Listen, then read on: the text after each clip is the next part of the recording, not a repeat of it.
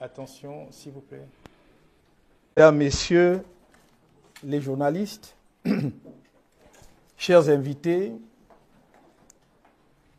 c'est un plaisir particulier d'être parmi vous ce matin.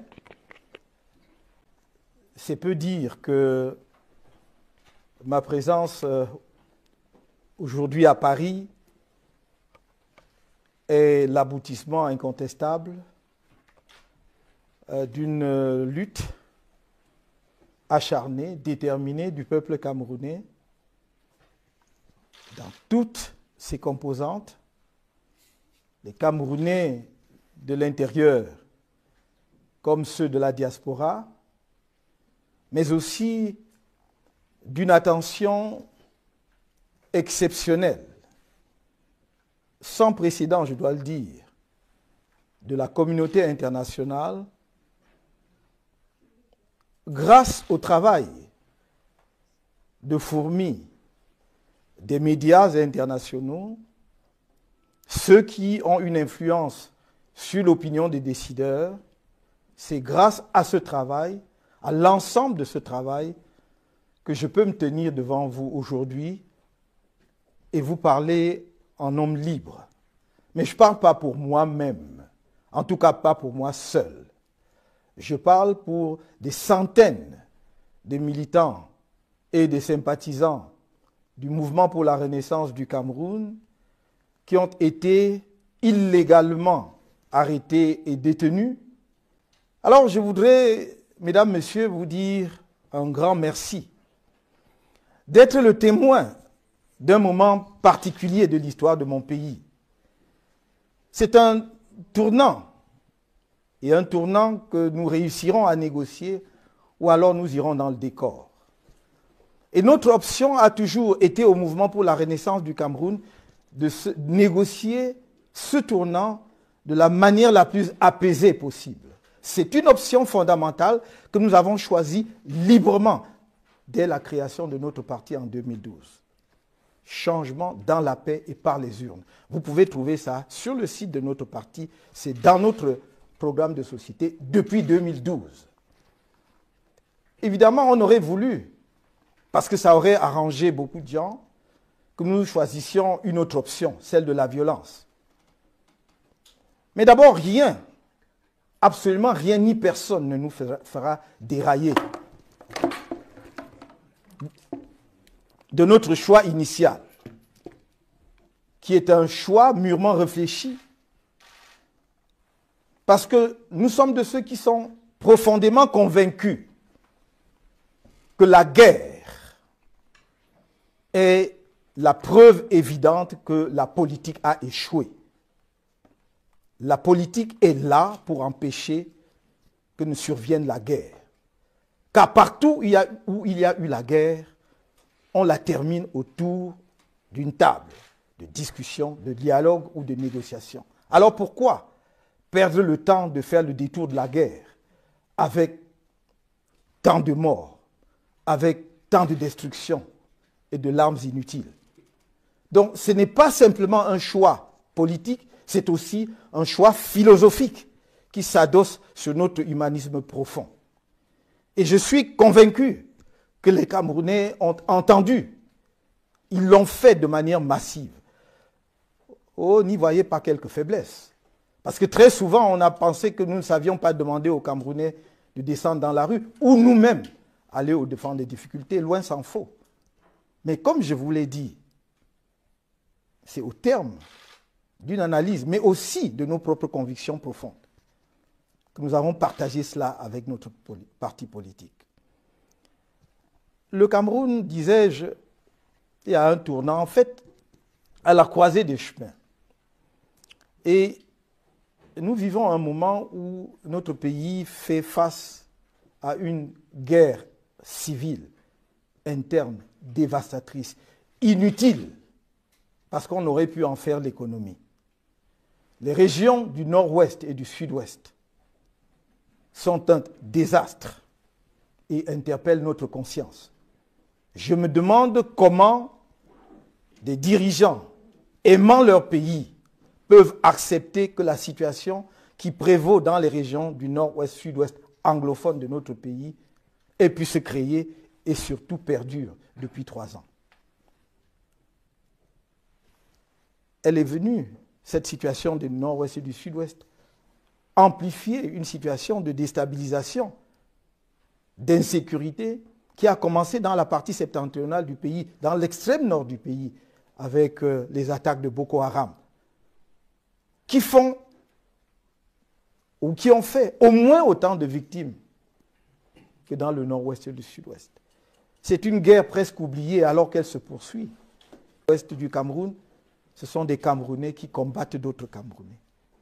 Et les victimes sont aussi bien les soldats de nos forces de défense que les populations civiles innocentes prises entre deux feux et les groupes armés. Je ne vais pas ici refaire le récit de la crise anglophone. Ceux qui s'intéressent un tant soit peu au Cameroun en connaissent les origines. Mais je ne peux pas manquer de dire qu'il est de la responsabilité de tout pouvoir, de tout gouvernement, justement, de répondre aux interpellations dont il fait l'objet, c'est-à-dire d'apporter des réponses aux insatisfactions de ses citoyens. Et dans le cas du nord-ouest et du sud-ouest, ce sont des insatisfactions qui se sont exprimées de façon pacifique au départ, qui ont pris la dimension d'un conflit armé. Suivant les sources, ce conflit aurait déjà fait 3 000 morts pour certains, 12 000 morts pour d'autres. La vérité doit être quelque part entre les deux. Dans tous les cas, il y a plus de 3 000 morts. Entre 800 000 et 1 million de déplacés internes. Entre 35 000 et 40 000 réfugiés au Nigeria. C'est la première fois dans l'histoire, toute jeune, de mon pays, que nous avons des réfugiés. Nous avons une tradition d'accueil des réfugiés. Nous n'étions pas connus comme un pays qui produit des réfugiés. Et là, nous avons quelques 40 000 de nos compatriotes au Nigeria.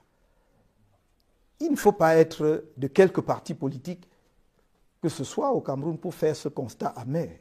Nous devons tous, collectivement, en tant que citoyens d'un même pays, avoir un sursaut national. Qu'est-ce qui nous arrive? Avant même de poser les problèmes du développement, sur lesquels je dirais brièvement quelques mots. Qu'est-ce qui fait que le Cameroun, qui pendant longtemps était considéré comme un havre de paix, il ne s'y passait rien, donc tout allait bien, soit devenu justement, même si l'actualité, parenthèse, en France, sauf quelques médias que je voudrais ici remercier, ne rend pas suffisamment compte de la tragédie camerounaise comparée à d'autres conflits. Même le conflit centrafricain, que je ne néglige pas, peuple que je respecte, semble attirer plus d'intérêt et plus de lumière que ce qui se passe dans mon pays. Entre 4,5 millions d'habitants d'un côté et 30 millions de l'autre. Entre un pays qui est au carrefour de l'Afrique occidentale et de l'Afrique centrale. Le Cameroun est une clé, c'est un État charnière. Et j'ai l'impression que nous continuons à faire la politique comme elle se faisait encore dans les années 50 et 60. Les choses ont radicalement changé. Le Cameroun est un pays dont 80% de la population a moins de 35 ans. Il faut se rendre compte de ce que ça représente, avec un taux de chômage parmi les plus élevés en Afrique, mais avec un potentiel incomparable. Des pays comme la République démocratique du Congo, en termes de potentiel, ne nous dépassent qu'à cause de la taille du pays, mais en termes de ressources disponibles, les deux pays peuvent effectivement souffrir une comparaison. Et donc, d'où vient-il que nos jeunes croient subitement que leur salut, c'est le désert du Sahara et la Méditerranée? Point d'aboutissement ultime, car la plupart n'atteindront jamais l'Europe fantasmée. Il y a donc un problème, il y a une interpellation. Et je suis de la génération qui a dit, nous n'allons pas transférer sur nos enfants nos propres combats, les combats d'aujourd'hui. Je suis d'une génération qui a vu le Cameroun en train de décoller et qui, hélas, doit terminer sa vie en le voyant cracher. Et nous avons dit non. C'est notre devoir impérieux d'apporter notre contribution. Et donc je suis venu à Paris pour dire merci aux Camerounais, à tous les Camerounais. Je ne fais pas de distinction entre eux. Je ne fais aucune distinction entre eux. Même pas vis-à-vis de ceux qui se sont donnés pour métier de m'insulter à longueur de journée dans le média. C'est sans importance. Je les aime tous. Oh, quelqu'un a dit un jour, ben on ne vous aime pas. Mais je n'ai pas besoin, moi, de leur permission pour les aimer. Je les aime tous. Parce que je considère que c'est ma mission, dans la politique camerounaise, de rassembler tout le monde. Parce que seul un peuple rassemblé peut aller au-devant de son propre destin. Personne n'y arrivera seul.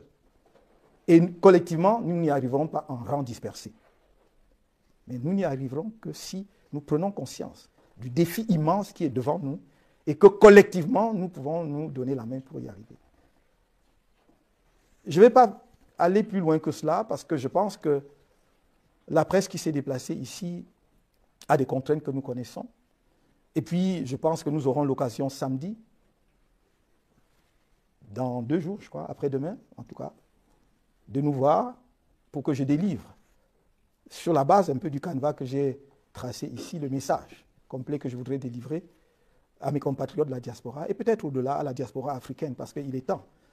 Il est temps, effectivement, que l'Afrique se pense, et les Africains surtout se pensent, d'abord comme des êtres humains, et qu'il y a une universalité de l'homme, et évite des postures et de se réfugier paresseusement dans le fait que nous sommes des Africains, nous ne sommes pas comme les autres. Alors si vous n'êtes pas comme les autres, ne demandez pas qu'on vous traite comme les autres. Mais si vous êtes des êtres humains, vous avez droit au même respect et à la même dignité, et vous avez alors également le devoir impérieux de vous redresser et de vous affirmer dans votre humanité. Je vous remercie. Merci. Maintenant, on va procéder à cette question comme Vincent Hugeux de l'Express. Je vous présente déjà, alors que c'est un exercice que vous devez faire vous-même. Merci de notre ex de l'Express. Monsieur Canto, bonjour. Bonjour. Je crois que c'était en novembre dernier, à la faveur d'une conférence de presse, vous aviez évoqué, je vous cite de mémoire, un projet d'élimination physique à votre encontre et à l'encontre de plusieurs cadres de votre parti. Êtes-vous en mesure de nous livrer des éléments factuels tendant à étayer cette hypothèse, s'agissant des commanditaires et des exécutants virtuels? Merci. Question directe et simple. Je ne pourrais évidemment pas rendre public ici quoi que ce soit. Et je ne crois pas qu'il y ait eu un démenti quelconque de qui que ce soit de mes propos. Au demeurant, je vous dirais que lorsque nous avons créé le MRC en 2012, un tel projet également existait. Nous l'avions dit en son temps. En produisant d'ailleurs à ceux qui étaient à l'origine le document qui nous permettait de faire une telle affirmation. Mais vous comprendrez aisément que je ne puisse pas venir ici étaler à la presse des informations qui, si elles n'étaient pas dignes de foi, n'auraient pas pu être prononcées, en tout cas formulées par moi-même. Merci. Un autre média, alors. Bonjour, Florence Maurice-Salafi. J'aimerais savoir pourquoi vous faites cette tournée pendant la campagne pour les élections législatives et municipales. Je sais bien que votre parti boycott, vous nous aviez dit que vous alliez faire une campagne de boycott actif. Quelle forme va prendre ce boycott? Est-ce que vos hommes peuvent mener campagne pour le boycott sur le terrain au Cameroun? Par ailleurs, j'aimerais savoir si, de votre point de vue, le statut spécial qui a été adopté par les 2 chambres pour les zones anglophones est un début de solution à cette crise. Et sinon, qu'est-ce qu'il faudrait faire aujourd'hui selon vous? Je vous remercie. Pourquoi est-ce que je fais cette tournée? Je crois que si la question était arrêtée à ce niveau, j'aurais été, j'allais dire, plus à l'aise pour y répondre. Mais je dis, pourquoi faites-vous cette tournée alors qu'il y a une campagne électorale au Cameroun? Là, il y a un couplage que j'ai du mal à comprendre. D'abord parce que je n'ai aucune obligation d'être au Cameroun pendant qu'il y a une campagne électorale. Même si j'étais candidat, ça ne dépend que de moi. Donc je suis parfaitement libre d'être candidat à une élection et de ne pas participer à la campagne. C'est moi qui cours le risque de l'échec, donc ça ne devrait pas poser un problème. Mais de surcroît, et vous l'avez dit vous-même, le boycott est une décision politique qui ne se prend pas à la légère. Et l'option initiale de notre parti avait été au moment de sa création, de ne pas faire la politique de la chaise vide. Mais il y a des moments où les circonstances vous amènent à revoir une décision que vous aviez adoptée de bonne foi et peut-être sans être confronté à la dure réalité qui est celle de la politique. Nous n'avons pas décidé de boycotter les élections par posture. C'est une décision grave individuellement pour chacun de nos militants. Et ils sont nombreux, ceux qui voulaient être candidats. Mais c'est également en âme et conscience cette décision, parce que nous ne croyons pas que la politique ne soit que l'univers du mensonge et du jeu. C'est d'abord, avant tout pour nous, un engagement pour changer les choses, pour transformer la société.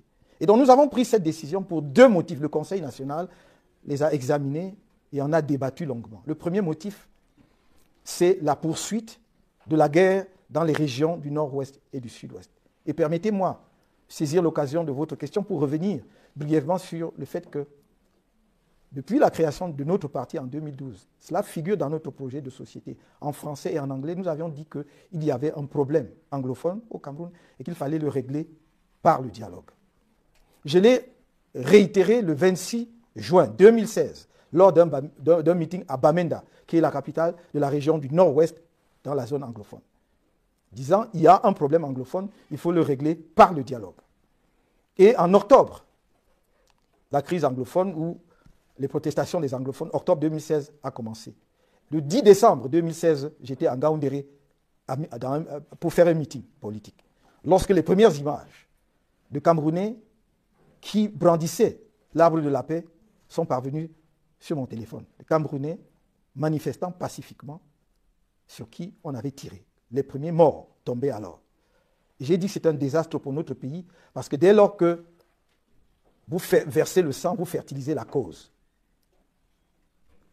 De génération en génération, les enfants demanderont pourquoi leurs parents sont morts, pourquoi ils sont orphelins.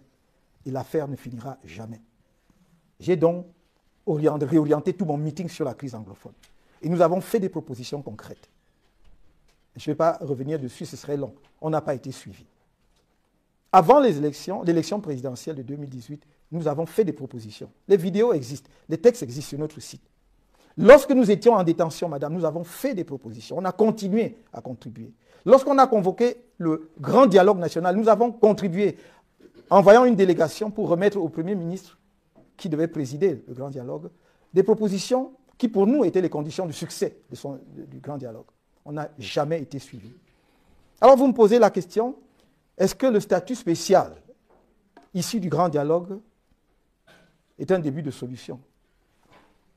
Posé comme ça, je dirais oui, tout est un début de solution, puisque c'est un pas par rapport au déni qui existait avant, puisqu'avant le gouvernement disait qu'il n'y avait pas de crise anglophone. Donc le seul fait de reconnaître aujourd'hui qu'il y a une crise anglophone, d'organiser un dialogue à ce sujet et de dire qu'on propose un statut spécial, en soi est un premier pas. Je vous signale en passant que moi-même j'ai proposé en 2017 le statut spécial pour les régions anglophones. Décentralisation plus statut spécial. Personne ne m'a écouté. À ce moment-là, on nous prenait pour des illuminés, il n'y avait pas de crise anglophone. Au moment où on propose le statut spécial, il est trop tard. Parce qu'après, prenons même le chiffre le plus bas, après 3 000 morts, 800 000 déplacés internes, voire 1 million pour certains, 40 000 réfugiés, 3 années de scolarité perdues. Est-ce qu'on s'imagine? C'est une génération perdue. Qu'est-ce que nous allons faire dans 10 ans avec ces enfants? Qu'allons-nous faire dans 20 ans avec ces enfants qui n'ont pas pu aller à l'école? Est-ce qu'on y pense de temps en temps? Une économie des deux régions par terre, puisque le gouvernement lui-même a déclaré le nord-ouest et le sud-ouest régions fiscalement sinistrées. Cela veut dire qu'il n'y a plus d'activité économique. Ce n'est pas moi qui l'ai déclaré, c'est le gouvernement lui-même. Donc, quand on propose cette solution, nous disons trop peu, trop tard. Ça ne peut pas être une réponse. Ce d'autant plus que, si l'on était sincère et qu'on avait à cœur de régler le problème, on aurait dû débattre du statut spécial dans le cadre du grand dialogue pour lui donner un contenu, pour que les anglophones, même qu'on a choisis, n'est-ce pas, puissent donner leur point de vue là-dessus. Personne ne sait le contenu de ce statut spécial. Dans tous les cas, nous avons dit et redit, nous ne croyons pas que la décentralisation, avec un statut spécial pour les deux régions anglophones, soit la réponse aujourd'hui. Donc voilà, en guise de réponse à vos questions, j'espère que je n'ai rien oublié, ce que je pourrais dire. Oui.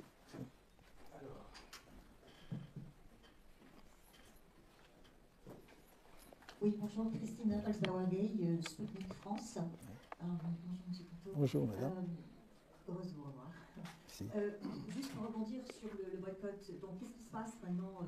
Les élections vont avoir lieu, la MRC s'élimine lui-même d'office, vous allez reprendre des manifestations, des marches. Au sein de votre propre parti, je pense à M. Kingué, ça a fait assez prudent, des gens Monsieur sont partis. M. Kingué, oui. des gens sont partis, ça n'avait pas l'air d'être une unanimité la plus totale. Donc ma première question, c'est quelle stratégie vous allez appliquer, parce que les élections vont avoir lieu de toute façon, et la MRC n'aura pas aucun siège.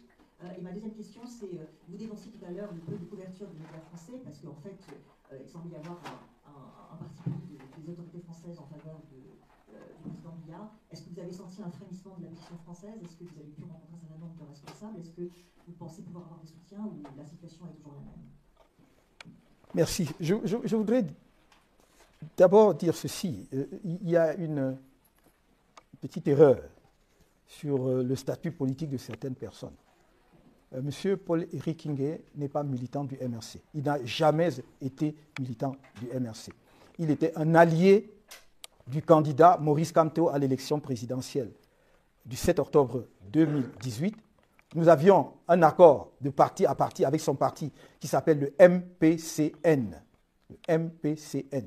Donc on avait un accord que si on était victorieux à la présidentielle, on irait aux législatives et municipales ensemble et qu'on se soutiendrait mutuellement en fonction du niveau d'implantation de chaque parti dans telle ou telle circonscription. Pour faire simple, voilà les termes de notre accord. Donc si c'est là, pour vous, le signe de dissension au sein du MRC, vous voyez bien qu'il n'y a pas de dissension puisqu'il ne s'agit pas d'un militant du MRC. Quelle est la stratégie du MRC? D'abord, si le MRC avait, et forcément tout parti politique qui se respecte et qui est sérieux à une stratégie, il ne viendrait pas l'exposer à la presse. Je pense que la notion de stratégie, dans son essence même, veut qu'on ne rende pas public une stratégie, sinon c'en est plus une. Donc voilà. Et donc, voilà. Mais maintenant, vous avez dit, est-ce que vous allez prendre les marches? Il y a un certain nombre de choses. Nous avons l'avantage au MRC d'annoncer et d'afficher ce que nous faisons, généralement. Et dans mon message à mes compatriotes à la fin de l'année 2019, nous avons indiqué très clairement les étapes suivantes. Nous avons dit battre pour que tous nos camarades injustement arrêtés et détenus soient libérés. Et nous avons dit, deuxième point, nous allons continuer à nous battre pour qu'il y ait une réforme consensuelle du système électoral au Cameroun. C'est la première fois que j'entends que dans un pays, les dirigeants d'un parti politique qui demandent la réforme des règles du jeu électoral soient considérés comme des ennemis de la patrie, pourchassés. Nous sommes allés en prison pour avoir marché pacifiquement le 26 janvier 2019. Pourquoi? C'était pour trois choses. Nous disions non au hold-up de la paix dans le nord-ouest et le sud-ouest. Donc, il faut ramener la paix, le retour de la paix, arrêter de massacrer les Camerounais. Non au hold-up électoral, parce que le résultat de l'élection présidentielle de 2018 a été détourné. Et troisièmement, non au hold-up des finances publiques. Parce que nous avons perdu l'organisation de la CAN 2019 après que l'État eut débloqué, dit-on, 1000 ou 2000 milliards de francs CFA, dont on ne sait pas la destination. Et personne n'a été sanctionné. Il n'y a eu aucune commission d'enquête. Et c'est ce que nous demandions. Ce n'était pas plus que ça. Il n'y avait rien d'autre. Voilà ce pourquoi on nous a jetés en prison. Parce que des Camerounais ont cru, naïvement, que l'on pouvait faire l'alternance par les urnes. Ils croyaient que c'était une possibilité d'épargner justement la casse de la guerre à notre pays en travaillant sur le plan électoral pour gagner une élection. Voilà ce pourquoi nous avons passé 9 mois. Et donc, depuis notre sortie de prison, croyez-vous qu'on a autorisé la tenue d'un seul meeting de notre parti? Non, madame. Jusque dans nos sièges, le siège du MRC, nous ne pouvons pas tenir de réunion. Nous avons organisé des campagnes d'inscription massive, d'adhésion massive au MRC. Et on n'a pas pu tenir ces réunions à nos sièges parce qu'on a été dispersés. Au moment où je vous parle, à Bafoussam, cette semaine, on a encore interdit une réunion du MRC. Après notre sortie de prison, nous avons déposé des déclarations c'était pas des marches, j'ai dit des meetings, c'est-à-dire des réunions fixes. Des meetings fixes, ce n'était pas des marches. À Ibolova, à Yaoundé et à Douala. Dans les trois cas, on a interdit nos réunions. Dites-moi un parti politique qui ne peut pas tenir de meeting. Comment s'adresse-t-il et à ses militants et à ses compatriotes? Donc en réalité, tout est fait pour nous pousser dans la radicalité, parce que justement, c'est en réalité la recette du régime, c'est de dire, c'est des destructeurs, c'est la radicalité, ils cassent partout, ce sont des casseurs. Mais très rapidement, on leur a coupé l'herbe sous les pieds. Et tout ce que nous disons en permanence, c'est vous qui violez les lois. Et en réalité, c'est nous qui sommes les gardiens des lois. Ils ont interdit nos réunions. On a saisi la justice. Vous croyez que la justice a examiné nos recours? Non. Dans 2 ou 3 cas, la justice a attendu que la date du meeting passe pour qu'elle dise votre requête est sans objet, puisque la date à laquelle vous vouliez tenir le meeting est déjà passée. Et voilà. Voilà où nous en sommes. Donc, quand vous me dites qu'est-ce qui vient après et que devient, il ne faut pas prendre de façon dramatique le fait que le MRC puisse ne pas aller aux élections futures. Vous croyez vraiment que la vie politique camerounaise va s'arrêter le 9 février? Attendons de voir. Que le MRC va s'arrêter le 9 février? Attendons de voir. La vie politique est essentiellement dynamique. Elle est essentiellement dynamique. Et nous ferons en sorte, pour ceux qui y pensent, nous ferons en sorte que le MRC ne disparaisse jamais de la scène politique camerounaise. Il faudra faire avec nous. Oui, monsieur. Ah oui, sur la France. Le problème, je ne peux pas faire un lien entre on va dire ça comme ça, le peu d'intérêt de certains médias français à ce qui se passe dans notre pays et la position du gouvernement français. Personne de sérieux ne pourrait faire ça, parce que je pense que les médias en France, en tout cas, ceux qui ne sont pas des médias officiels, des journaux privés et tout ça, sont assez libres pour pouvoir effectivement couvrir les événements.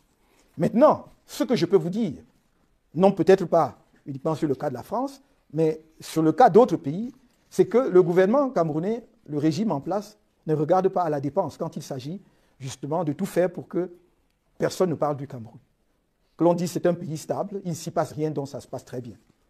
Je ne vous dis pas le nombre de cabinets de lobbying qu'ils payent aux États-Unis.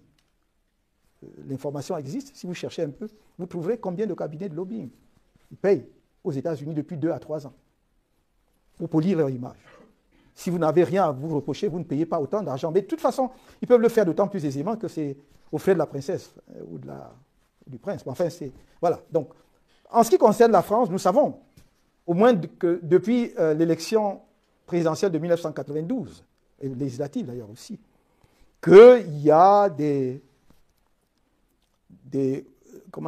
cabinets de communication qui sont très actifs, en France et peut-être aussi en Europe, pour qu'on ne trouve pas la bonne conscience.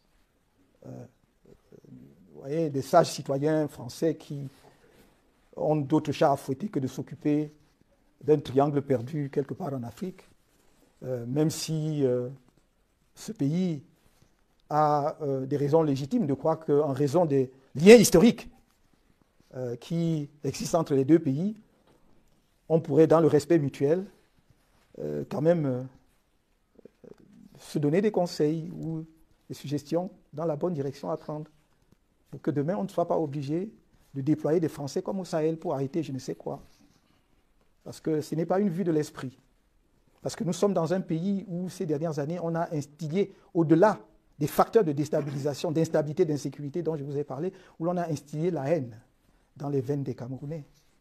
Et c'est beaucoup plus terrible que des groupes armés. Parce que les groupes armés, vous pouvez à un moment donné même discuter avec eux et régler le problème. Mais lorsque vous avez installé dans la conscience des gens la haine les uns des autres, ça devient extrêmement difficile à dépasser. Et donc je pense qu'une nation comme la nation française ne devrait pas se faire complice des gens effectivement qui orchestrent cela dans un pays. C'est au-delà d'une exigence morale. C'est un impératif politique catégorique. Et l'histoire, je crois, a donné suffisamment d'enseignements à la France après ce qui s'est passé au Rwanda pour que ce pays ne se permette pas d'être le complice de ce qui est en train de sourdir au Cameroun. Nous avons alerté l'opinion là-dessus depuis 3 ans, en alimentant les rédactions de faits. Nous sommes factuels. Nous avons envoyé des textes écrits. Nous avons envoyé des vidéos sonores. Nous avons envoyé des captures d'écran pour dire qu'il y a un danger. Et là, ça ne devient plus une histoire d'un pays. Ce n'est même plus un problème de la seule France. C'est le problème de toutes les nations du monde, parce que nous sommes tous, j'ai compté, on est à peu près à 182 ratifications de la Convention des Nations Unies contre le génocide. Cela veut dire que ça interpelle tous les signataires de cette convention, de dire on ne peut pas accepter cela. Et j'espère bien, parce que vous vouliez savoir, Madame de RFI, pourquoi nous sommes en tournée, justement, c'est aussi pour vous sensibiliser à cette situation. Que vous, parfois, vous voyez de loin. Et nous croyons de notre devoir de venir vers vous, pour dire ce n'est pas une vue de l'esprit, ça devient une menace réelle. Voilà pourquoi nous sommes dehors. Il y a Jeune Afrique, il y a M. Dubédi. Je m'appelle Georges Dubédi, je suis journaliste à Jeune Afrique. J'aimerais bien comprendre pourquoi le gouvernement camerounais prend le MRC pour un parti révolutionnaire. Parce que voici la situation. Après le scrutin couplé législatif et municipal qui aura lieu dans quelques jours, le scrutin auquel vous ne vous pas part, vous allez réussir quelque chose, c'est délégitimer les députés, les conseillers municipaux qui seront élus. Parce que le taux de participation sera probablement fait du MRC. Vous avez déjà réussi à délégitimer M. Biya, vous l'avez démontré abondamment devant le Conseil constitutionnel, c'était un président mal élu. Que va-t-il se passer après le scrutin de février, étant donné que nous aurons 5 ans sans élection, si je me trompe, que va-t-il se passer? Vous avez dit tout à l'heure que vous ne nous donneriez pas la stratégie du MRC. Mais la situation est celle-là. Ouais. Le fruit sera-t-il suffisamment mieux pour tomber? Je ne sais pas quelle est la suite. Merci. Très bien, merci. C'est une question extrêmement importante, mais qui revient effectivement aux aspects stratégiques. Mais il y a des choses que je peux dire ici, très simplement. Je vous ai dit, la scène politique n'est jamais figée. C'est un travail de chaque jour. Mais je vais vous dire une chose. Nous gardons la main tendue au gouvernement. Quand j'étais en prison, j'ai écrit. Parce qu'on nous a présenté souvent, enfin parfois d'ailleurs, pas souvent, mais parfois, comme étant dans la radicalité. Et quelqu'un qui est dans la radicalité ne dit pas après le Conseil constitutionnel, moi je ne marcherai pas sur le sang des Camerounais pour accéder au pouvoir. Le gouvernement n'a pas assez communiqué sur un fait. C'est que juste après l'élection du 7 octobre et après notre sortie du 8 octobre, il y a un groupe armé qui est venu nous voir pour essayer en nous disant, voilà, nous sommes prêts, nos services et tout. Nous avons dénoncé cela au gouvernement. Si vous vous souvenez des réseaux sociaux à l'époque, d'ailleurs certains nous ont attaqués en disant, oui, mais enfin ça, ce n'est pas des gens sérieux, comment peuvent-ils dénoncer des gens qui voulaient renverser ce gouvernement et tout. Ce n'est pas notre démarche. Donc nous aurions pu sauter sur l'occasion. Peut-être d'ailleurs s'agissait-il d'un piège, j'en sais rien, mais en fait toujours, nous avons alerté le gouvernement. Le gouvernement le sait. Et certains de nos camarades qui ont suivi ce dossier ont reçu des félicitations du même gouvernement qui nous traite, des gens qui veulent mettre le pays à feu et à sang. Je le dis ici, à Paris, je l'ai dit au Cameroun. Ils sont libres de contester ce que je dis. Voilà, s'ils peuvent, ils peuvent le faire. Donc c'est extrêmement intéressant de dire, vous avez boycotté les élections, vous serez hors jeu, et donc après cela, qu'est-ce qu'on fait pendant 5 ans? Nous allons travailler pendant 5 ans, même plus si c'est nécessaire, à continuer à éveiller la conscience de nos compatriotes sur une chose fondamentale, sur le fait qu'il n'y aura pas d'autre changement au Cameroun que celui que voudront les Camerounais. Je voudrais qu'on m'entende très bien. Il n'y aura pas de changement au Cameroun et de vrai changement au Cameroun si les Camerounais n'en veulent pas. Cela veut dire que nous voulons travailler la conscience politique de nos compatriotes. Vous pouvez ponctuellement, par un coup d'éclat, arriver au pouvoir. Mais qu'est-ce que vous en faites si vous avez un peuple qui n'a pas une conscience politique élaborée? La construction d'une nation est une œuvre de chaque jour et de longue haleine. Et ça passe par la conscience politique. Si nous en sommes où nous en sommes là aujourd'hui, c'est parce que pendant 7 ans, nous avons travaillé sans relâche. Ça ne tombe pas du ciel. Personne ne nous prenait au sérieux quand on a commencé. Et on a dit, on va parler aux Camerounais. Pourquoi croyez-vous qu'on nous empêche de parler aux Camerounais aujourd'hui? Dites-moi, pourquoi croyez-vous qu'on nous empêche de parler aux Camerounais?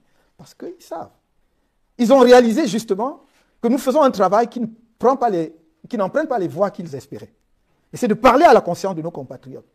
C'est de dire, non, vous n'avez pas été une colonie de qui que ce soit. Vous avez été protectorat allemand. Même si après on a voulu faire une distinction entre le protectorat de droit international et le protectorat de droit interne, en nous faisant croire que nous étions sous le régime du droit allemand, mais nous étions protectorat, c'était des accords, des traités signés, ça s'appelait des traités. Quand Nartigal signe le dernier traité le 12 juillet 1884, à Douala, c'est un traité. Nous n'avons pas été une colonie. Et à partir de 1916, lorsque l'Allemagne perd la guerre, il y a un condominium franco-britannique qui s'installe pendant une courte période pour qu'à partir de 1922, nous soyons un territoire sous mandat. Donc nous n'avons jamais été une colonie. Puis à partir de 1945-46, un territoire sous tutelle. Donc nous n'avons jamais été une colonie. Il faudrait donc qu'on repositionne nos relations en se souvenant de cela. Et que les Camerounais eux-mêmes aient la conscience de ce que le nationalisme camerounais n'est pas un artifice. Il est profond dans l'histoire de notre pays.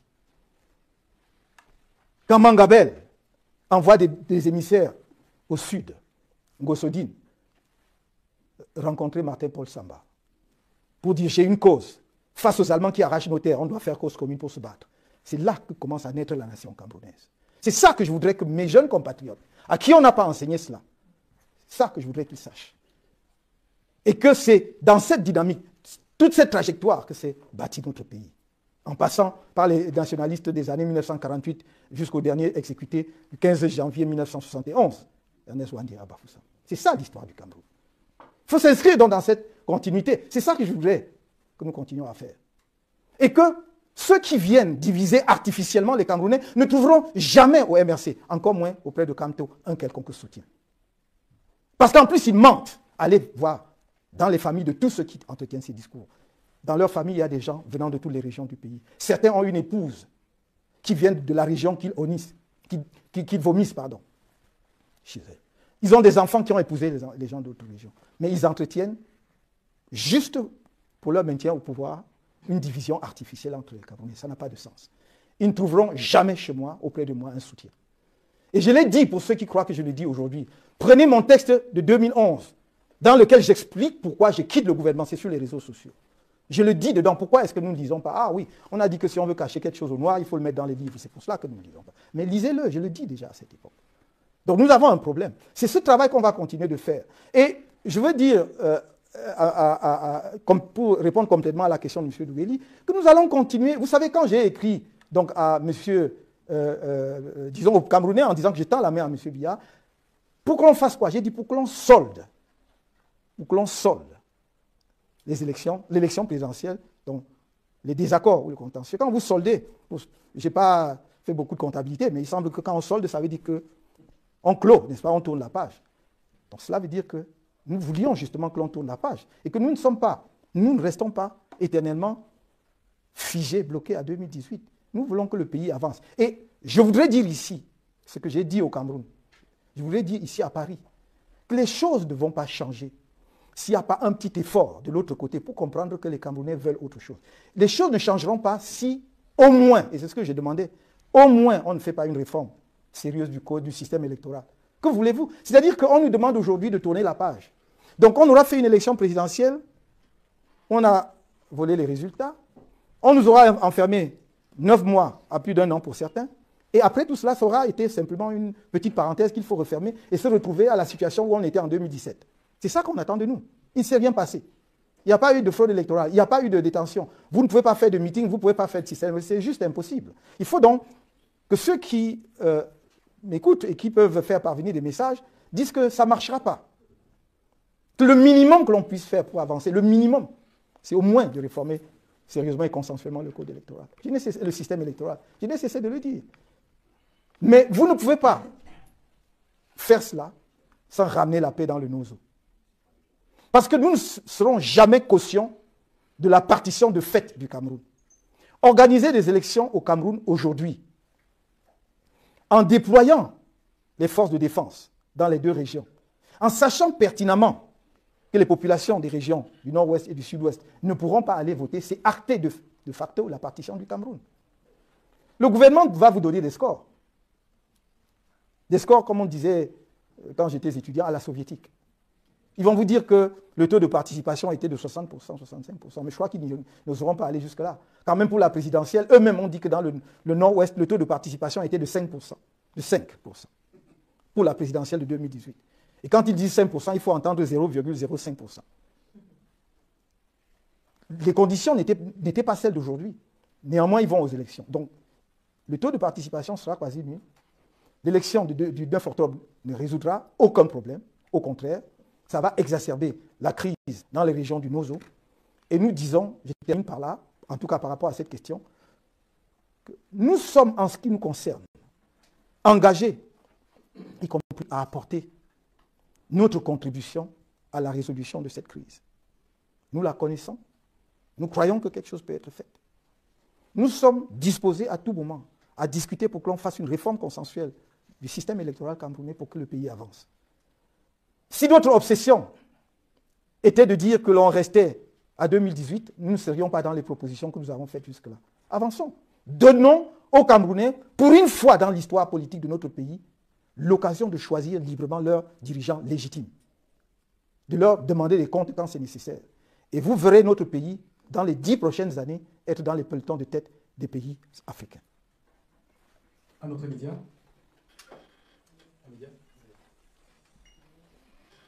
Bonjour, M. Kanto. Je suis Gérard Lebrun pour le Médiateur d'Afrique. Vous avez fait une tournée américaine il y a quelques semaines. Vous avez rencontré des officiels, et notamment le sous-secrétaire d'État Thibon Nagui. Je voudrais savoir quelles étaient les conclusions de votre rencontre et quel était l'intérêt. Merci. Merci. La tournée américaine s'inscrit dans notre action internationale.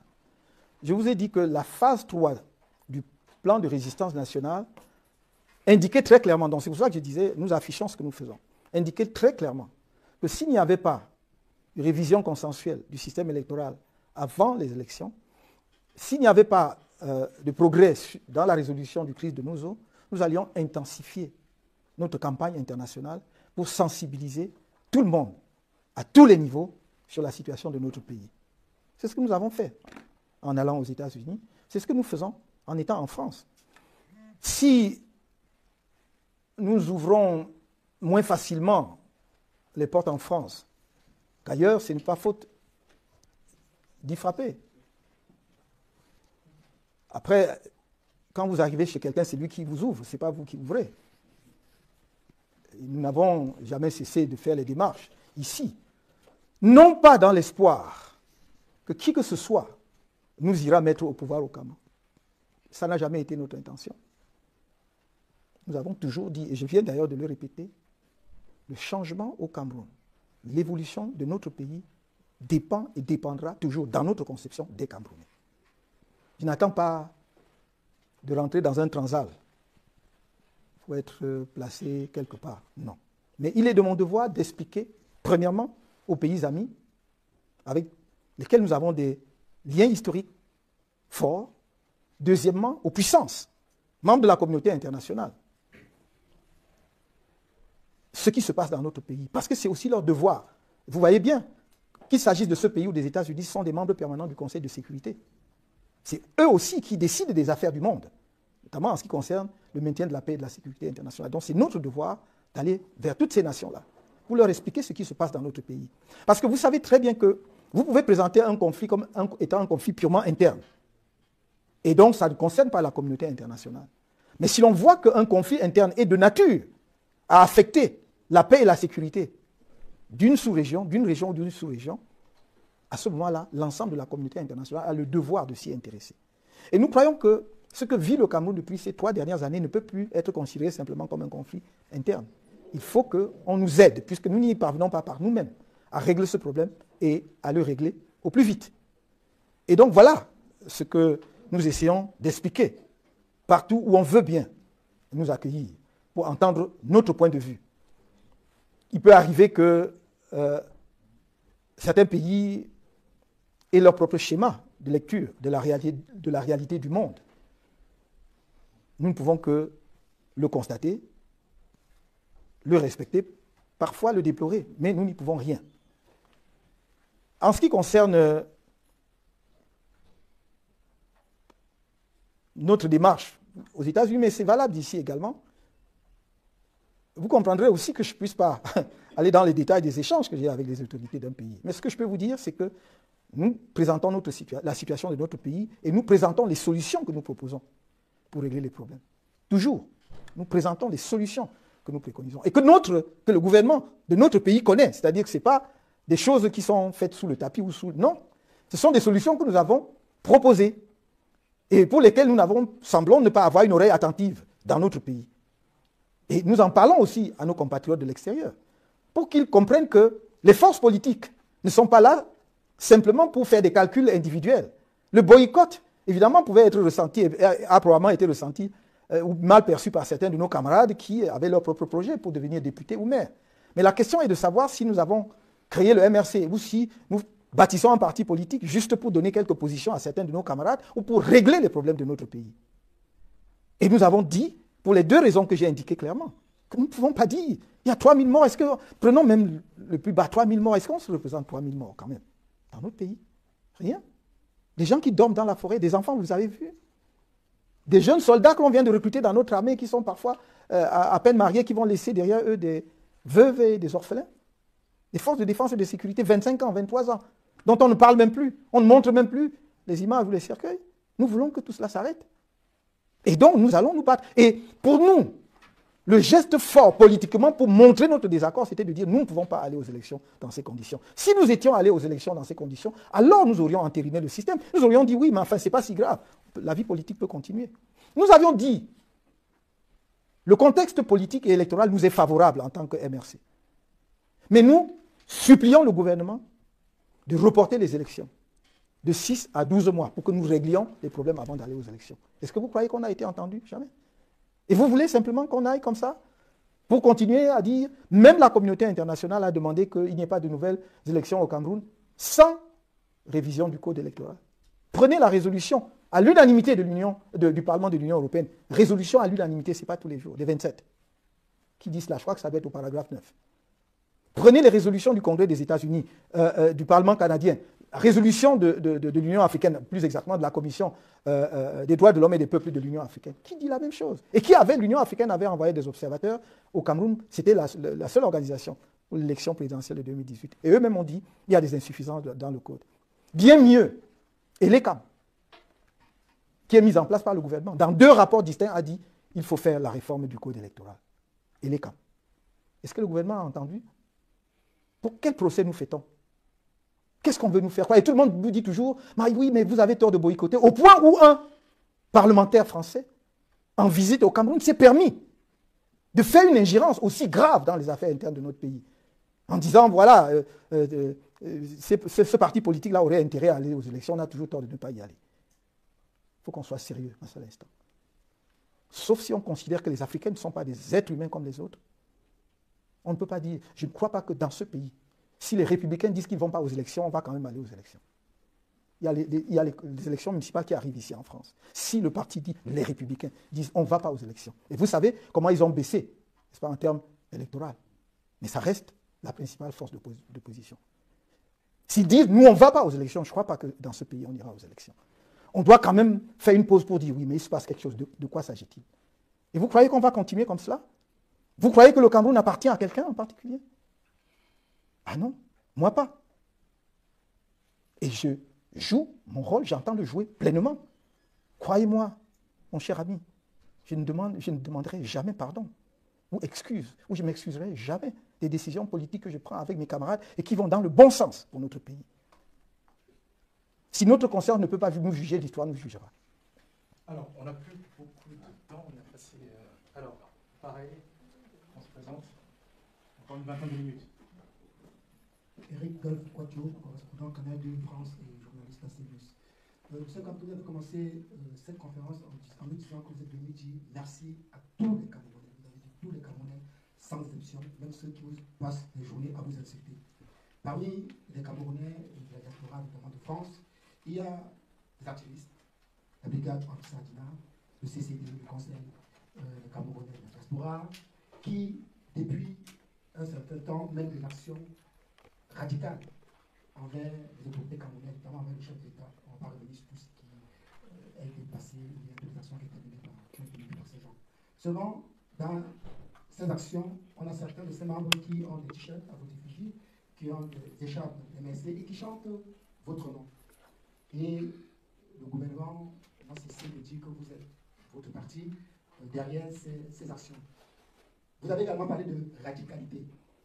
Ce même groupe, c'est certes divisé, mais il y a le noyau qui est passé à une autre étape. On l'a vu lors de leur conférence en Allemagne, où ils appelaient désormais à prendre des armes. D'ailleurs, ils scandaient Frimacha, Frimacha. Vous êtes en France, ils seront certes là, le premier. Qu'est-ce que vous allez leur dire?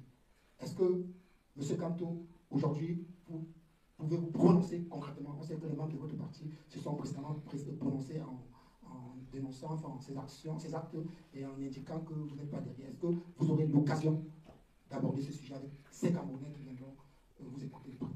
Merci. Merci à Canal 2. Je crois que si vous êtes représentant de Canal 2 ici, Canal 2 est basé au Cameroun. Je n'ai jamais entendu Canal 2 poser la question à ceux qui sont à l'origine des violences multiformes. Jamais. Je n'ai jamais entendu Canal 2 dire et condamner pourquoi on a fait naître la crise anglophone et pourquoi on l'a transformé en un conflit armé qui dure depuis 3 ans et qu'on refuse de régler. Vous croyez qu'il y a une forme de violence acceptable, monsieur du Canal 2? Y aurait-il une forme de violence acceptable? Vous me posez une question à laquelle vous avez déjà eu des réponses, puisque je me suis exprimé là-dessus. Pas une fois, pas dans un seul discours.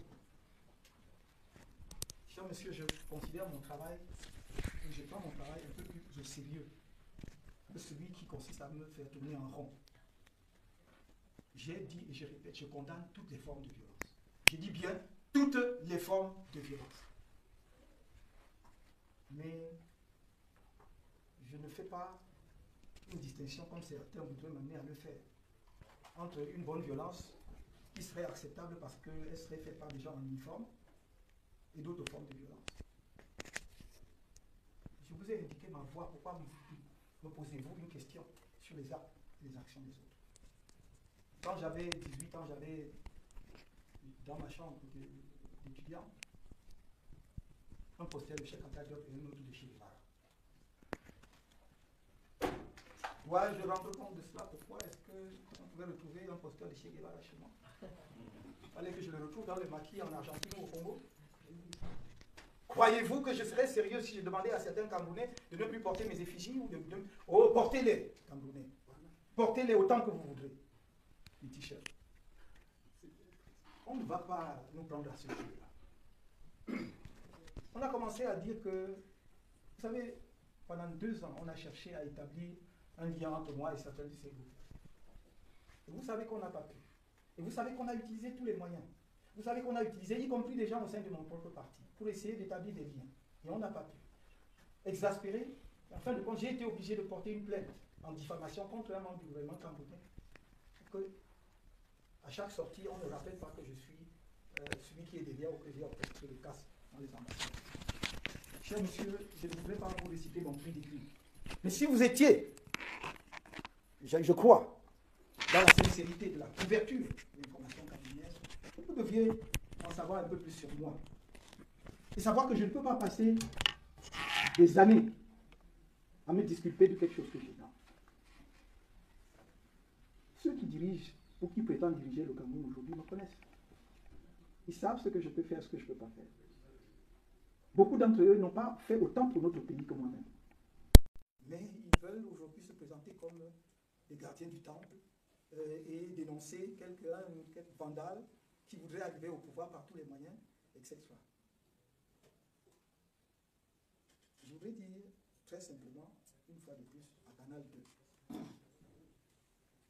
que commencez par demander à ceux qui trient entre les Camerounais, distinguent entre les Camerounais, commencez par leur demander à montrer le même respect à tous les Camerounais. Ils vont voir que déjà ça là, ça va changer. On construit au Cameroun l'image d'une diaspora opposante contre le gouvernement, contre le pays. Moi, j'ai la perception d'une diaspora dynamique, éduquée, que je voudrais demain avec moi pour qu'on construise le Cameroun ensemble. C'est 2 démarches complètement différentes. Voilà toute la différence. Et au lieu, justement,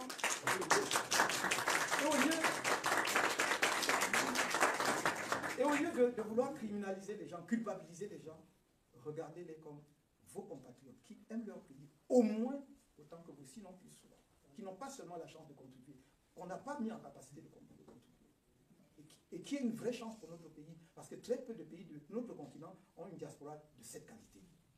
Pourquoi nous ne pouvons pas le reconnaître? Et vous me demandez vous me prononcer des noms étranges, dont des sigles que je ne comprends même pas, je ne sais pas à quoi ça renvoie. Vous me demandez, je suis là pour tous les Camerounais, pour tous les Camerounais. Et je vous ai dit, je conçois ma mission sur la scène politique camerounaise en 3 points. La première, c'est l'éveil des consciences sur qui nous sommes. Qui nous sommes. Il y a 30 ans, 40 ans, nous fabriquons des motos au Cameroun. Je crois que les Chinois ne savaient même pas encore fabriquer les motos. Ils faisaient que les bicyclettes. Mais nous les fabriquions déjà au Cameroun. Nous étions dans l'électronique, avec Équatorial Électronique, à Douala, boulevard de la Liberté. Évidemment, les vélos. Nous fabriquions les meilleurs objets à bois, les meilleurs contreplaqués, Sofibel, à Belamo.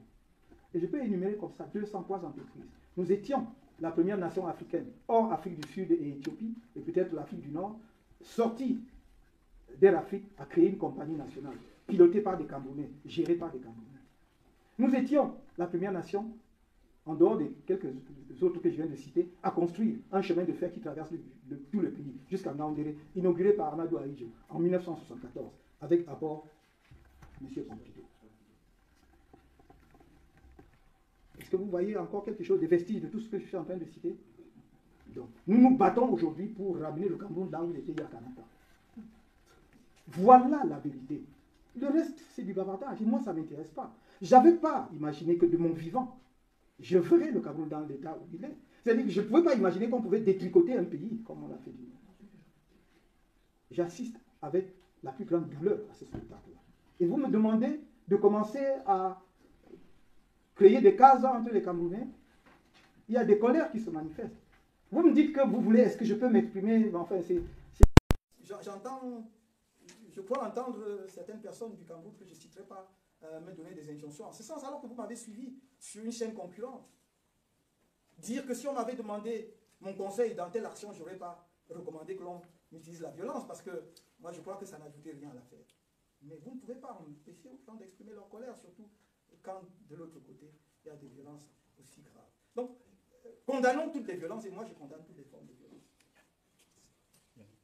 Très bien. Alors, juste une précision, encore maximum 2, 3 questions, et on a et que les médias. Donc, alors, il y a que les médias. 2, 3 questions, et on a...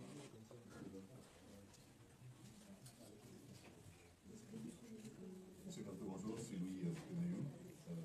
J'ai principalement 2 questions à votre endroit. La première, c'est que votre incarcération a duré pratiquement 9 mois. Vous n'étiez pas le seul à être incarcéré. Il y a une grande partie de l'équipe de direction du MRC qui l'était également.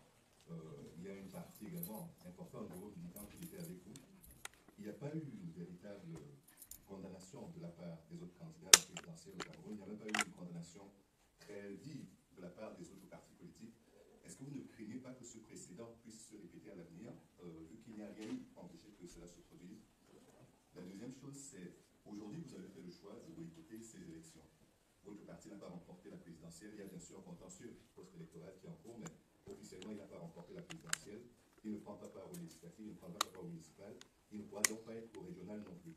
Comment est-ce que vous allez contribuer à l'animation de la vie politique pendant les prochaines années si vous n'avez aucune instance de pouvoir dans laquelle vous pouvez intervenir? Merci. Bien, merci. Vous faites un constat que je peux partager avec vous, c'est-à-dire l'attitude des autres formations politiques de l'opposition camerounaise. Mais ce n'est pas à moi d'y répondre, c'est à eux. C'est à ces partis de faire à elles, ces formations politiques. Chacun choix. Et ultimement, c'est au peuple camerounais d'observer la scène et de se faire son opinion par rapport à la fois aux partis politiques et aux hommes politiques. Si vous dites que vous vous battez pour changer le pays et que vous choisissez une logique institutionnelle, Cela veut dire que vous devez vous donner les moyens d'être en capacité de conquérir quelques leviers où vous pouvez effectivement agir pour apporter les changements espérés. Alors, quand on va aux élections annoncées 9 octobre prochain, en sachant qu'on ne peut pas avoir même 1% ou 2% des députés à l'Assemblée nationale, non pas parce qu'on ne pourrait pas si les conditions étaient réunies, mais parce que tout est fait pour que vous ne les ayez pas. Quel est le message que vous donnez aux Camerounais? Je vais être plus clair et plus simple. D'après les chiffres annoncés par Elecam, du nombre de candidats en compétition par les différents partis qui vont prendre part à ces élections, l'ensemble de l'opposition camerounaise réunie va compétir pour 46 sièges. L'Assemblée nationale camerounaise compte 180 sièges.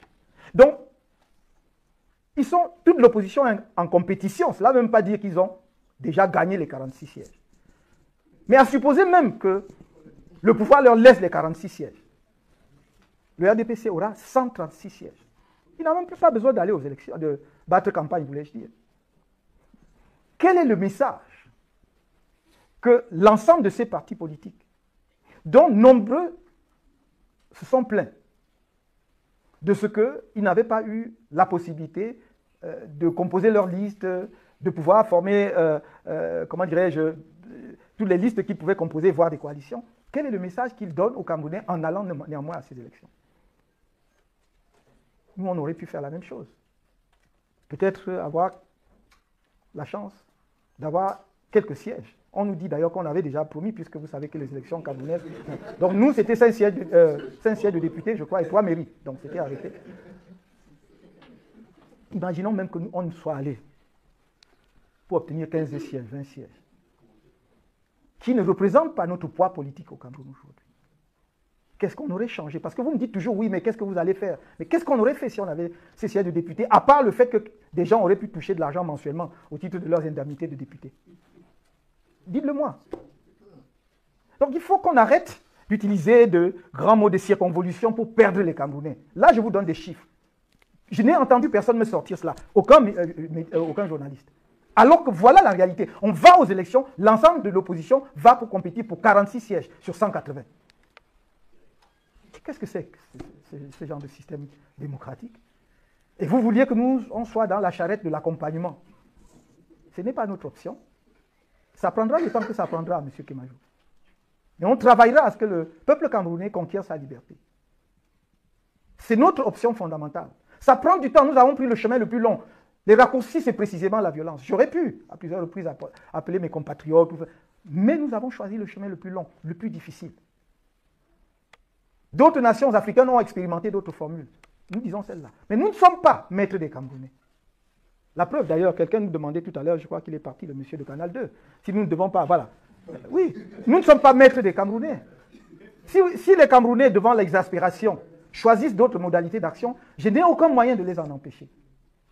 Pourtant, j'aurais tout fait pour éviter que l'on en arrive à la case de la violence. Donc, ce que je peux vous dire, encore une fois de plus, peut-être que vous êtes arrivé un peu en retard parce que la même question m'avait été posée, nous allons continuer à faire notre travail politique. Et puis la scène politique n'est pas figée. La scène politique n'est pas figée. Peut-être qu'on va reprendre les élections dans 6 mois au Cameroun, dans 1 an. Qui sait? Alors, je peux dire qu'on prend les 2 derniers en même temps, et comme ça, voilà, le président n'aura qu'une seule intervention sur les 2 derniers. On prend les 2 questions en même temps.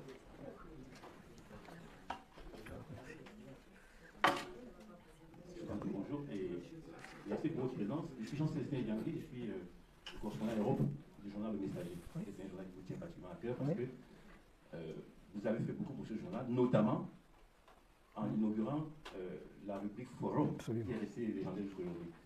Ma question porte sur la jeunesse. On a parlé un peu au début de cet entretien. Le 11 février, le Cameroun, là encore, aura été probablement le premier pays en Afrique à célébrer la fête de la jeunesse. Ça va être la 54e édition. Donc, depuis 1966, la célèbre. Et cette jeunesse, il y a 12 ans, a subi des violences terribles. Moi, j'étais au Cameroun à l'époque, je travaillais au Messager à Douala, et chef de service société. Le 25, 26, 27 février 2008. La jeunesse qui manifestait contre le projet de révision constitutionnelle aussi contre les émeutes de la faim, en tout cas contre la hausse des prix des denrées de nécessité, a été prise à partie pire, massacrée, puisque le gouvernement à l'époque, par la voie de mise à communication, a reconnu que les forces de l'ordre avaient tué 20 jeunes. Moi, j'avais sorti un livre qui m'a permis d'enquêter, et trouvé qu'il y avait plus de 200 jeunes qui ont été tués. Le livre s'appelle Cameroun invoqué en sommeil.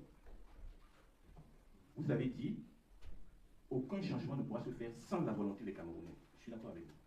Sauf que quand ces Camerounais sont dans la rue, ils sont jeunes en plus, des lycéens et universitaires, qui manifestent contre un projet de modification de la Constitution, et qu'on tire dessus. Qu'est-ce qu'ils peuvent faire d'autre? Ça, c'est la première question. Deuxième question. Vous avez dit, on ne peut pas croiser les bras et regarder qu'il ne reste à la jeunesse que ce soit le désert, soit la Méditerranée. Qu'est-ce que vous proposez concrètement pour la jeunesse camerounaise? Première question. Merci beaucoup. Merci aussi, M. Yang, pour le bref rappel historique que vous avez fait par rapport aux messagers, que beaucoup de gens ne savent pas. Je vous sais gré d'avoir rappelé cela parce que je me disais peut-être, Diawé étant parti, beaucoup de gens ne savent pas ce qu'on a pu faire à certaines époques. Qu'est-ce qu'on peut faire d'autre? La jeunesse camerounaise. D'abord, permettez-moi de dire qu'à l'époque, il y avait eu d'ailleurs des divergences dans les chiffres officiels. Parce que le ministre de l'administration territoriale de l'époque, finalement, avait reconnu 40 morts. Donc, pas seulement 20, mais 40 morts. Et à la fin, tout à fait. Et moi-même, j'étais à la justice à ce moment-là, comme ministre délégué. Et dans le rapport annuel que nous faisions sur l'état des droits de l'homme au Cameroun, j'avais insisté, et si vous y allez dans le volume de 2008, vous verrez que j'avais insisté pour que l'on dise, suivant d'autres sources, il y a eu, et ça, moi, mes chiffres étaient les chiffres de l'ACAT. Il y a eu 150 morts, ou 154 morts à peu près. Donc, on avait quand même eu le souci historique de garder cela pour qu'il y ait trace. Oui, quand les jeunes descendent dans la rue, ils sont confrontés à la mort. Et c'est ce qui est terrible chez nous aujourd'hui. Ce que je ne peux pas comprendre, qu'il y ait des Camerounais, quel que soit le bord politique auquel ils appartiennent, qu'ils puissent se satisfaire de ce que, parce que des jeunes manifestent, et peut-être qu'ils seraient en désaccord avec le pouvoir en place, qu'on puisse tirer sur eux. Je ne peux pas comprendre cela. Parce que quels que soient nos désaccords politiques, on doit pouvoir reconnaître, d'ailleurs pas seulement aux jeunes, que des Camerounais puissent exprimer leurs désaccords. Parce que si on ne le fait pas, comment on fait? On doit choisir le maquis alors. Et je crois que c'est M. Biya qui lui-même disait, on n'aura plus besoin d'aller au maquis pour exprimer ses opinions. Il faut quand même. La vertu de la démocratie, c'est qu'elle permet la catharsis collective en permanence. Parce que quand vous êtes en colère sur le fait que les choses ne marchent pas, quand Douala et Yaoundé, on met 9 heures, alors qu'il y a quelques années, on mettait 3 heures, que vous n'avez plus de train sûr entre Yaoundé et Ngaoundéré, etc., on peut quand même comprendre que vous n'avez plus d'eau potable qui coule du robinet, que l'hôpital est le lieu le plus sûr où on peut trouver la mort, plutôt que d'aller recouvrer la vie. On peut quand même comprendre que les Camerounais puissent ne pas être contents et qu'ils l'expriment. J'aurais voulu d'ailleurs que l'on trouve même prétexte de ce que ces jeunes ont posé des actes répréhensibles. On tire sur les jeunes le 26 janvier 2019, alors qu'aucun d'eux, d'ailleurs, vous avez les vidéos, un jeune qui marche. Et on dit, vous voulez marcher, on lui tire dessus à bout portant. À bout portant. Alors, c'est ça que nous ne pouvons pas accepter. On ne peut pas ça. Je veux dire, il n'y a pas de chapelle politique par rapport à ça. On doit tous dire non. C'est notre pays, peu importe. Et on nous a, voyez, où est-ce qu'on nous a amenés? On nous a amenés dans une situation où chacun est dans son camp à soi. Oh bon, il a un problème, ça le concerne. Bon, de toute façon, tant que ça... Mais ce qui est sûr, c'est que ça va vous arriver de façon inévitable. Dans les jeunes, moi, je continue à leur dire, croyez en ce que nous faisons et que nous faisons ensemble. Moi, je suis de la génération de leurs parents. J'aurais pu aussi me calfeutrer dans un petit confort douillet quelque part. D'ailleurs, certains de mes amis me disent, mais enfin, tu es fou, qu'est-ce que tu as à t'emmerder, qu'est-ce que tu vas chercher là-dedans? Et je dis, je ne suis pas né au Cameroun par hasard, j'ai ma petite contribution à apporter. Et c'est pour cela, d'ailleurs, que dès que j'ai fini mes études ici, je suis rentré au Cameroun, alors que mon université me proposait un poste, j'ai dit non, non, ça se passe là-bas. Nous aussi, il faut que ce soit beau comme on voit ici, là. On doit travailler pour que ce soit comme ça. Et je n'ai pas changé d'idée. Donc, à partir de là, moi, je vais dire aux jeunes, il ne faut pas baisser les bras. Il faut... même si ça peut apparaître comme un mythe de Sisyphe, où on va à nouveau et chaque fois rouler la pierre, un jour, elle ne descendra plus, la pierre va rester au sommet. Mais je dis toujours, ce jour peut être long ou court, ça dépend de nous. Nous pouvons accélérer le processus de changement au Cameroun. Parce que, songez un seul instant, pour revenir à l'excellente question de M. Luc Emajo de l'attitude des autres partis de l'opposition. Imaginez qu'on ait fait tout ce bloc pour dire que donc nous pouvons parler à ces élections dans ces conditions. Je ne crois pas que même avec l'arrogance habituelle de ce régime et sa témérité, ils seraient passés outre pour aller faire des élections. Parce qu'ils n'auraient eu personne pour les accompagner. Ils adorent ça, les gens qui les accompagnent, dans les applaudissements et les youyou. Mais pourvu qu'ils ne prennent pas part au festin, vous devez être là. Donc voilà. Mais non, mais on ne l'a pas fait. Et donc c'est un travail extrêmement difficile. Je dis, la voie qu'on a choisie, c'est extrêmement compliqué. Mais c'est également un chemin sûr, parce que moi je vois là où on va arriver. Je vois très clairement là où on va arriver. Et on va y arriver. Ne me dites pas comment on le fait, mais on va y arriver. Et ne sais pas par le mystère ou quoi que ce soit, on va y arriver parce que je vois très clairement le chemin.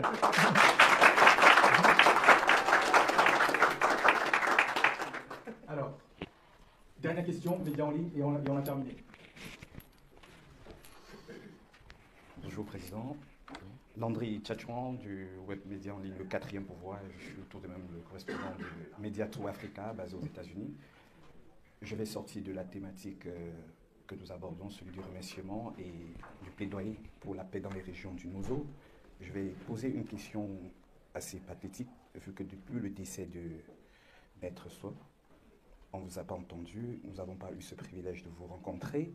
Nous voudrions tout simplement savoir quel est votre état d'âme depuis la disparition de votre confrère, celui-là même qui a mené tout ce collectif d'avocats en vue de votre libération. Nous voudrions bien un commentaire ce jour à cet effet. Merci beaucoup. Vous permettrez que je me réserve de m'exprimer sur le décès de Maître Sow Sylvain, qui n'était pas militant du MRC. Je tiens à le souligner, qui n'était pas militant du MRC, mais qui était un homme exceptionnel, qui était un petit frère, mon ami, mon fils, si je veux dire. Vous permettrez que je m'exprime en temps opportun sur le décès de Maître Sow. Et je m'exprimerai, vous pouvez être sûr. Merci, Monsieur le Président. Donc, on a terminé, la conférence est terminée. Rendez-vous samedi 1er février, place de la République. Il semble qu'elle veut une dernière question. Je ne sais pas si c'est quel média. Oui, mais elle a levé la main depuis. Bon. Merci, Monsieur le Président. Je ne voulais pas sauter cette occasion parce que c'est comme on est dans la diaspora. On marche, on essaye de mener le combat de notre façon. Et il s'avère qu'aujourd'hui, nous sommes condamnés à rester en France parce que peu que nous avons marché et que nous avons exprimé notre ras-le-bol, ils courent sur les réseaux sociaux, ils ne vont même plus mettre pied dans notre propre pays. Est-ce qu'il y a des démarches à faire pour sortir de cette situation?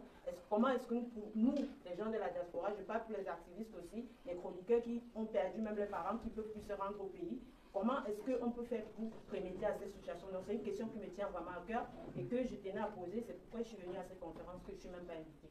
Merci, Monsieur le Président. Merci beaucoup de cette question. Vous savez, il se dit beaucoup de choses sur les réseaux sociaux. Donc, ne vous en tenez pas uniquement à ce qui se dit sur les réseaux sociaux. Parfois, les gens jouent à se faire peur. À dire, si je vais au Cameroun, on va m'arrêter. Peut-être c'est vrai. Mais je ne peux pas vous donner une réponse tant que je n'ai pas un cas.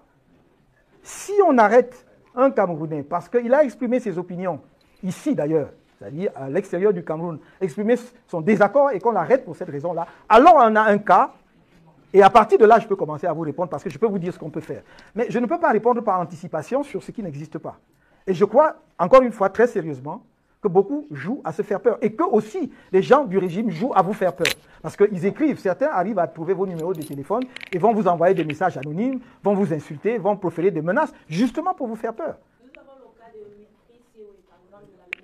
Oui, bon, le cas de Wilfried Siwe est suivi. Il est suivi, vous savez que ça fait partie des dossiers que nous suivons. Le collectif d'avocats, là, je crois que j'ai dans le point qui a été fait récemment, il a été présenté devant les tribunaux il n'y a pas longtemps. Son cas, il est encore en détention parce qu'il est parmi ceux que l'on a accusés après et jugés pour les échauffourées qui ont eu lieu à la prison centrale. Parce que dans le cadre des marches, tout le monde, il y a eu l'arrêt de poursuite pour tout le monde. D'ailleurs, même Mamadou Yacouba n'est plus là à cause des marches, mais à cause du soulèvement qui a eu lieu à la prison centrale, pour lequel ils ont été condamnés à une peine de 2 ans. Je crois qu'il y en a un qui a eu pris 3 ans, si je me trompe, mais en général, c'est 2 ans. Et même là, nous sommes en train de faire les procédures pour leur libération. Et même si, par malheur, ils étaient gardés pour 2 ans, nous irons jusqu'à la Cour suprême et au-delà pour qu'ils soient blanchis et que les réparations leur soient payées un jour. Parce que nous avons des vidéos montrant très clairement, par exemple dans le cas de Mamadou Mota, qui n'a jamais incité à la violence, au contraire. Il a essayé de calmer les détenus qui se soulevaient contre les gardiens de prison en disant « si on a quelque chose à faire, ce n'est pas contre eux, ce n'est pas contre la prison, c'est contre ceux qui dirigent le pays. Donc rentrez chez vous. » Et on est venu le sortir, lui, de sa cellule. On ne l'a pas pris dehors. Il était déjà dans sa cellule et on l'a amené, on l'a torturé, comme vous le savez, cassé le bras, ouvert le crâne et tout. Donc le cas de M. Sioué est plutôt dans ce cadre. D'ailleurs, les 14 qui sont encore en détention, c'est justement ceux qui avaient été condamnés. À la suite, vous avez suivi le mouvement à la prison centrale, où c'était d'ailleurs pas des militants ou sympathisants du MRC, je tiens à le souligner, c'était des détenus de la crise anglophone, qui se plaignaient de ce que depuis 3 ans, on les extrayait, on les amenait au tribunal, on les ramenait parce que l'affaire était renvoyée. Ils ont dit, si vous ne voulez pas nous juger, laissez-nous rentrer chez nous. Voilà comment cette émeute a commencé. Et donc, nous sommes là pour nous tenir à leur côté et pour montrer devant la justice camerounaise et, si besoin est, devant la communauté internationale et toutes les instances qui sont compétentes pour examiner de tels recours, que ce sont des innocents qui ont été illégalement condamnés.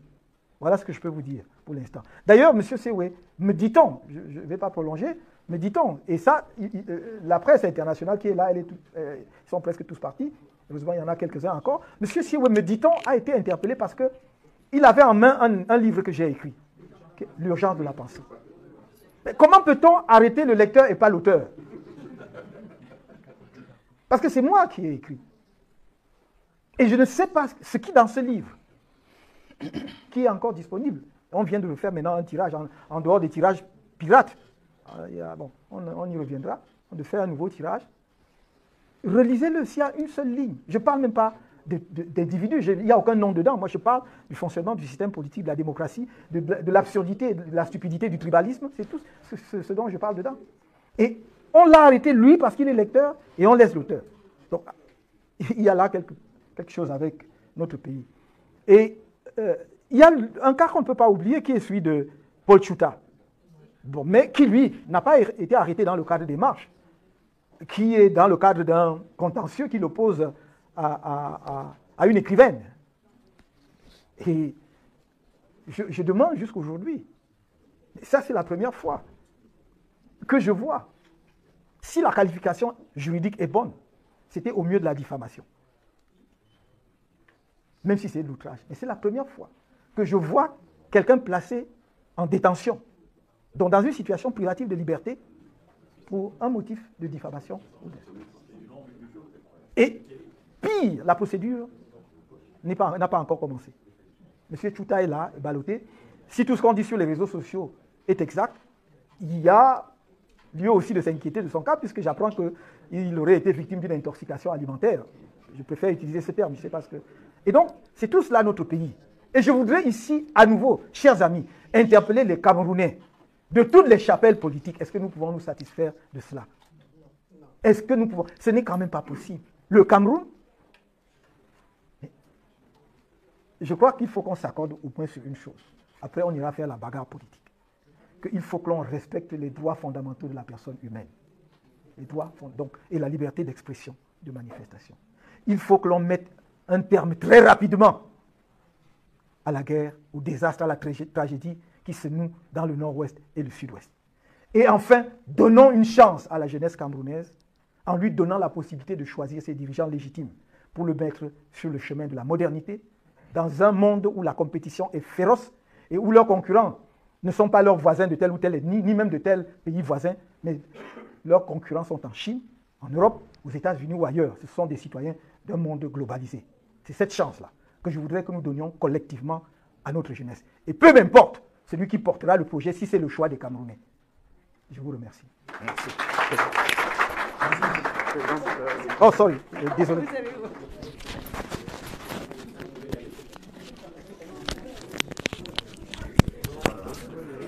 Oui.